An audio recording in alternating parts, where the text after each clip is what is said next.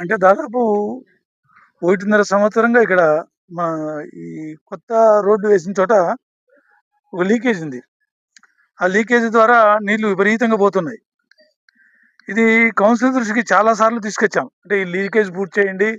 ఈ లీకేజ్ పూడిస్తే మాకు నీటి కొరత లేకుండా పోతుంది. అమరావతి నగర్‌లో ఇబ్బందులు లేకుండా పోతాయి. టౌన్‌కి కూడా నీళ్ళకు సమస్యలు తగ్గుతాయి. ఎందుకంటే లీకేజీలు ఎప్పటికప్పుడు పూడ్చుకుంటూ ఉంటే, లీకేజీలను ఎప్పటికప్పుడు తొలగిస్తూ ఉంటే నీటి సరఫరా సక్రమంగా జరిగి 10 రోజులు అయ్యే నీళ్లు 15 రోజులకొస్తాయి. ఆ విధంగా ఈ లీకేజీలన్నీ కూడా పూడ్చమని చెప్పి డీఈలకు, ఏఈలకు, తర్వాత మున్సిపల్ కమిషనర్‌కు చాలా సార్లు రిప్రజెంటేషన్ ఇచ్చాం.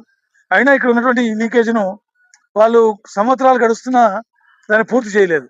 అందుకని ఈరోజు కౌన్సిల్ సమావేశంలో నా భార్య కౌన్సిలర్ కూర్చొని మేము 2 సంవత్సరాల నుంచి కూడా మీకు రిప్రజెంటేషన్లు ఇస్తున్నాం. ఆ లీకేజ్ పూడ్చమంటే పూడ్చడం లేదు.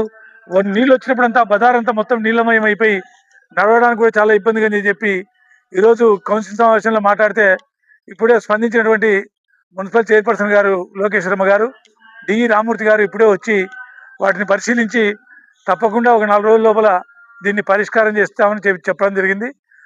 వెంటనే స్పందించినందుకు చైర్పర్సన్ లోకేశ్వరమ్మ గారికి, డిఈ రామూర్తి గారికి కృతజ్ఞతలు తెలియజేసుకుంటాం.